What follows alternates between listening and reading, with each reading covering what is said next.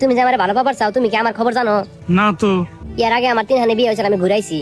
থাকবে, আমি তাও তোমার ভালো ভাই। বিয়ের আগে আমার 10-12টা বয়ফ্রেন্ড আসাল। তাও আমি তোমার ভালো ভাই। আমি 2 জনের লগে বাইরেও গেছিলাম। আমি তাও তোমারই ভালো ভাই। আরে বুঝো না কে, বাইতে আমার একটা জোয়ান চিংড়ি মেয়ে আছে। আমি তার নিকেই তোমার ভালো ভাই। पूरी बाबे दिया मेरा जट डोंट केयर